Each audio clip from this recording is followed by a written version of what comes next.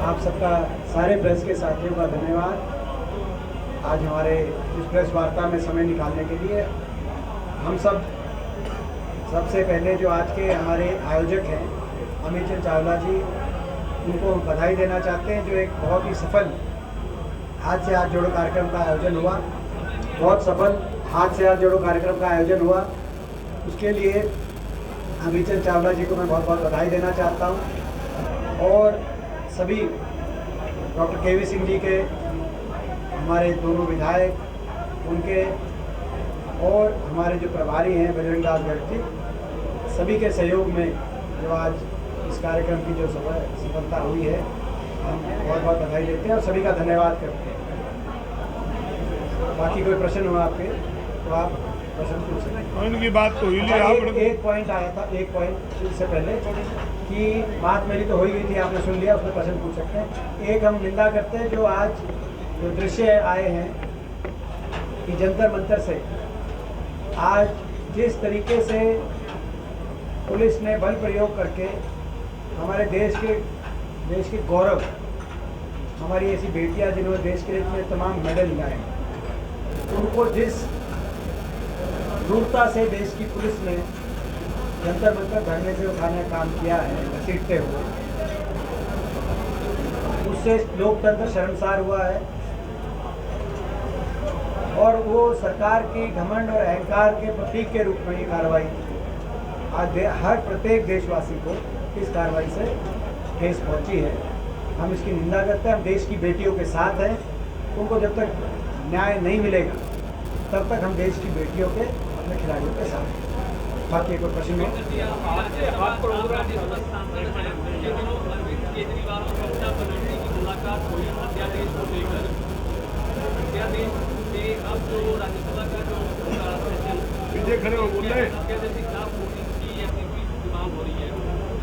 जो दिल्ली वाला अध्यादेश वो दिल्ली का है, दिल्ली प्रदेश का है। कांग्रेस पार्टी का जो स्टैंड होगा, हमारी राष्ट्रीय पार्टी है, अपने हरियाणा प्रदेश के बाहर के किसी विषय पे जो भी हमारा पार्टी का राष्ट्रीय स्टैंड होगा उस रूप में हम कार्य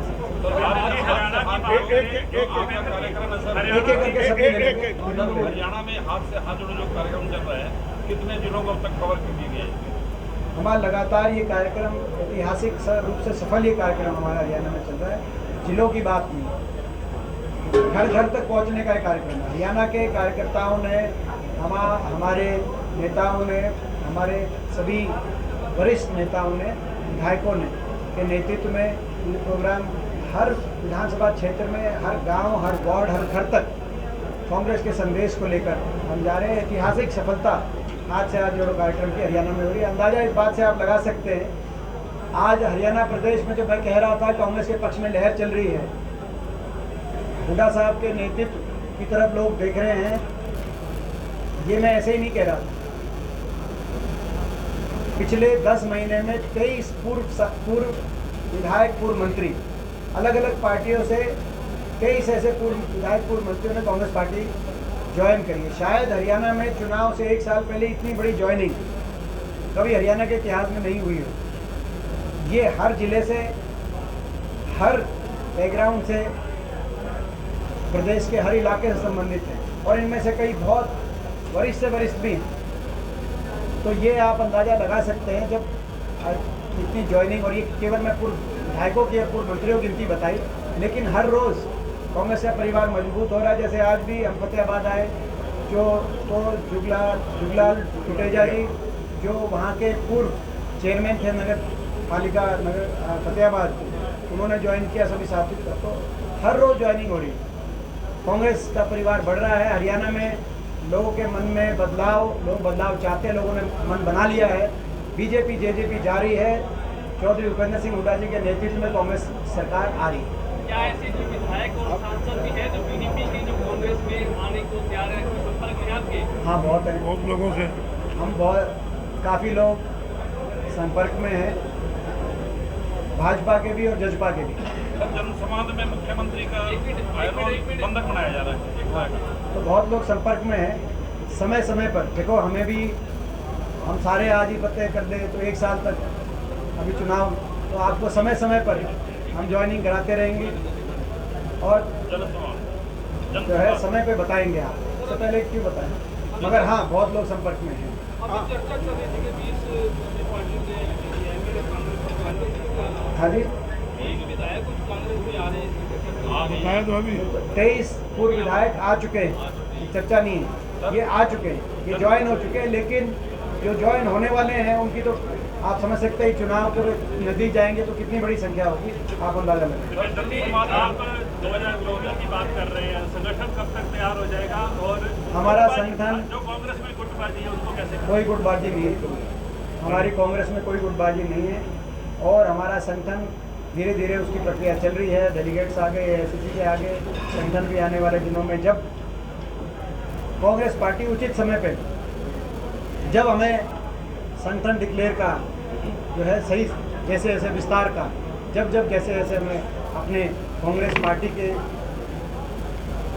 मजबूती को देखते हुए जो फैसले लेने होंगे वो हम फैसले लेते हैं। एक आम आदमी पार्टी का आरोप है कि विपक्षी मुख्य दल आप है, लेकिन लोगों की जनता की आवाज आम आदमी पार्टी उठा रही है, कांग्रेस इस बात को आगे नहीं, वो तो आदमपुर में भी उन्होंने आके बात की।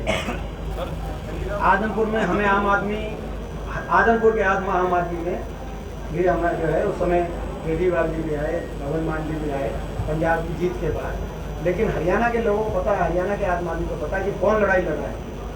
आज मैं ये जरूर कहना चाहता हूँ आपकी बात कि एक और किसान आंदोलन हो तो बीजेपी के केंद्रीय मंत्री तोमर साहब कहते हैं कि इनको हुड्डा साहब इनको किसानों को का समर्थन देने का काम कर रहे हैं। जब सरपंचों का आंदोलन हो तो मुख्यमंत्री जी कहते हैं कि कांग्रेस इनको समर्थन दे रही है। जब बच्चे स्कूलों के आगे बैठे हैं तो कंवरपाल जी कहते हैं कि ये कांग्रेस ने बिठाए हुए हैं। जब भर्ती घोटाले पे नौजवान सड़क पर निकले तो कहते दीपेंद्र ने भड़का रखा है। जब खिलाड़ी बैठे तो जो वो बीजेपी के सांसद हैं तो वो कह रहे हैं कि भाई इनका साथ दीपेंद्र दे रहे हैं। ऐसा ये जो आरोप बीजेपी लगाती है, कोई भी अपना वर्ग अपनी जायज़ हकों की लड़ाई लड़े तो प्रजातंत्र में जिम्मेदार विपक्ष की जिम्मेदारी है कि उनका साथ दे, उनकी आवाज़ उठाए, और अगर इस तरह के आरोप कोई लगाता है तो स्वीकार करते हैं। आपका जवाब जनसंवाद में मुख्यमंत्री का घेराव हो रहा है। देखिए, जन संवाद ये मुख्यमंत्री जी का जन संवाद है या जन अपमान कर रहे हैं, ये इनका अंदाजा आप लगाओ। आप स्वयं सिरसा के अंदर तो आपने देख लिया वो जन संवाद। पहले तो 9 साल तक मुख्यमंत्री जी ने गांव की तरफ देखा नहीं, हरियाणा के गांव में कोई कार्यक्रम नहीं रखे। चुनावी साल में मुख्यमंत्री जी एक आगे भाजपा जजपा की निश्चित हार को देखकर और कांग्रेस के हाथ से हाथ जोड़ो प्रोग्राम और विपक्ष आपके समस्त कार्यक्रम की सफलता को देखकर, कांग्रेस के बढ़ते हुए ग्राफ को, उड़ाता के बढ़ते ग्राफ को देख के मुख्यमंत्री जी अब गांव की ओर उन्होंने रुख किया। लेकिन कैसे प्रोग्राम कर रहे हैं? पहले तो वीज़ा दिया देने का काम, भिवानी में प्रोग्राम हुए तो 100 आदमियों को गांव के उसमें प्रोग्राम के अंदर, बाकी गांव बाहर। वो 100 आदमी के जो पास है वो एमएलए बांटेगा और ये चयनित ये करेंगे कि भाई कौन बोलेगा। हमने सरकार में भी रहे और विपक्ष में भी हैं, कभी हमने तो इस तरह की कोई बात कभी देखी नहीं। और उसके बाद जब मुख्यमंत्री जाते हैं तो हर व्यक्ति जो कोई जायज़ अपनी मांग रखता है तो मुख्यमंत्री उसका तिरस्कार करते हैं। अपना सिरसा में तो बहुत से वीडियो आपके सामने आए, हर रोज ही वीडियो आते थे। लेकिन तो क्या उदाहरण दूँ, ऐसा लगता है कि मुख्यमंत्री जी को अपनी प्रशंसा सुनने की बहुत आदी हो गए मुख्यमंत्री 9 साल, क्योंकि अफसरों के बीच में चंडीगढ़ रहे। और अब कोई भी अगर कहता है, यहाँ तक कि दलित विधवा अगर महिला भी अपने बच्चे के जाने पे, चिट्टे की जैसे अपने बच्चे के जाने पे अपना दर्द मुख्यमंत्री जी के आगे रखने की कोशिश करते तो उसको भी कहते थे सिखा के आइए। तो ये मैं समझता हूँ कि बड़ा एक विडम्बना है। ये जन संवाद नहीं है जो आपने कहा, ये जन अपमान है। अगर संवाद है तो स्वयं संवाद है। हरियाणा के मुख्यमंत्री की बहन पर आरोप लगाए। मैं खास तौर पे पत्रकार साथियों से राजेंद्र जी आपका हो गया ना, ये एक नया रूट आया है। आप कह रहे हैं कि कांग्रेस में सब ठीक-ठाक है। हाँ यस, एक बार विजय आपका भी हो गया था, राजेंद्र जी का भी हो गया था। आप जानते हैं, एक बार ये सरकार का दावा कर रहे हैं कि आने वाले समय में सरकार आपकी बनेगी 24 में। सिरसा फतेहाबाद में चिट्टे का नशा बहुत ज्यादा है। कैसे इसको खत्म किया ये आज जाए? हमने कई बार ये बात कही कि जो चिट्टे और नशे के को बिकवाने का काम में कोई जो अपराधी किस्म के लोग, उन लोगों को आज हम चेतावनी देना चाहते हैं कि हरियाणा में परिवर्तन की लहर चल चुकी है, बदलाव निश्चित है, कांग्रेस की सरकार बन रही है और सरकार बनते ही उनसे अब उनके एक एक गुनाह का हिसाब किताब लिया जाएगा, या तो वो चिट्टे का कारोबार छोड़ दें या हरियाणा छोड़ के भाग जाए। ये आज हम चेतावनी स्पष्ट रूप से देते हैं। साथ में जो नौजवान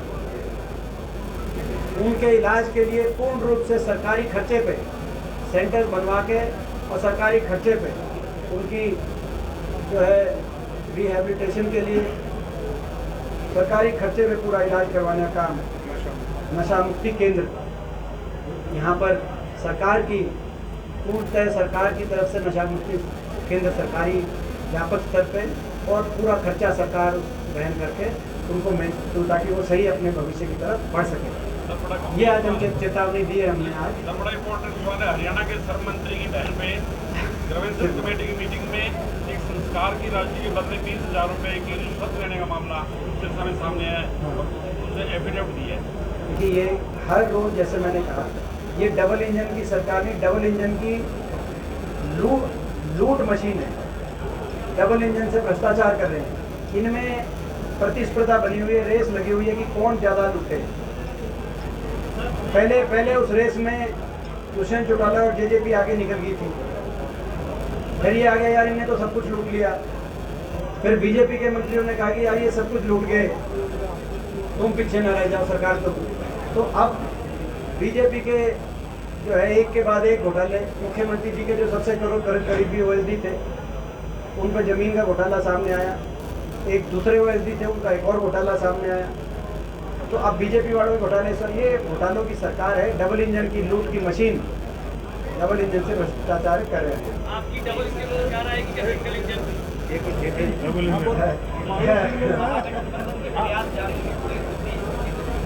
हमारा कोई आवश्यकता नहीं है। 90 की 90 सीटों पे कांग्रेस पार्टी सक्षम है, कांग्रेस पार्टी अपने बलबूते पे चुनाव लड़ेगी, मजबूत है। और विशेष तौर से ऐसी पार्टियां इनेलो की बात हो या कोई और पार्टियों की बात हो जो हर मौके पे बीजेपी का साथ देती है, राज्यसभा में बीजेपी की वोट गिरते हैं, राष्ट्रपति उपराष्ट्रपति चुनाव में बीजेपी की वोट डालने का काम करते हैं। ऐसी पार्टियों को कांग्रेस हम अपने जनाधार के बल पे एक विधायक भी आया तो कल वो किस तरफ जाएंगे। जैसे मैंने कहा कि जेजेपी ने तो 6 घंटे लगाए बीजेपी को समर्थन डिक्लेयर करने में, इनेलो तो 6 मिनट लगाती है। तो ये प्रदेश के लोग जानते हैं, इसीलिए ऐसी पार्टियों से कोई समझौता नहीं।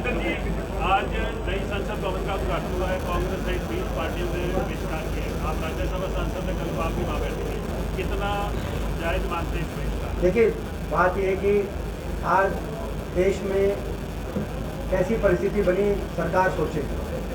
कल नीति आयोग की बैठक थी, 10 मुख्यमंत्री उसमें नहीं गए, जो कि देश की बहुत बड़ी आबादी को रिप्रेजेंट करते, 10 विपक्ष की। कभी प्लानिंग कमीशन की बैठक हमारे यूपी के समय ऐसा नहीं था कि कोई भी एक मुख्यमंत्री, यहाँ तक कि जो अभी आज प्रधानमंत्री है मोदी जी, वो भी हर बैठक में सारे देश के सारे मुख्यमंत्री, देश की सरकार कहीं ना कहीं गरिमा लोकतंत्र की मर्यादा रखते हुए सबको साथ लेके चलने का प्रयास होता है। कल 10 मुख्यमंत्री नहीं गए, आज 20 विपक्षी पार्टियां नहीं गई। तो ये कहीं ना कहीं सरकार को सोचने की जरूरत है कि ऐसा माहौल, ऐसा वातावरण विपक्ष की आवाज़ को कुचलने के लिए, सारे विपक्ष को निशाने पे लेकर सरकार की क्या कार्यशैली रही होगी कि आज इस तरह का, नहीं तो देश की संसद का उद्घाटन। और दूसरा प्रश्न ये भी उठता है कि देश की संसद के उद्घाटन के लिए आज का दिन का चयन क्यों हुआ? क्या राजनीतिक दृष्टि से देखा गया देश की संसदीय परंपरा को?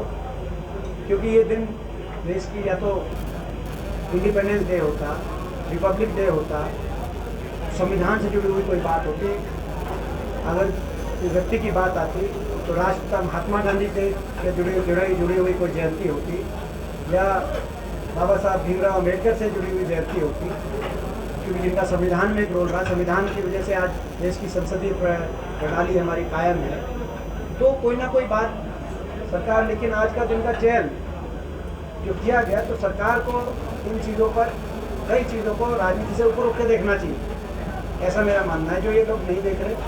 और यही कारण है कि देश में ऐसा वातावरण बना है।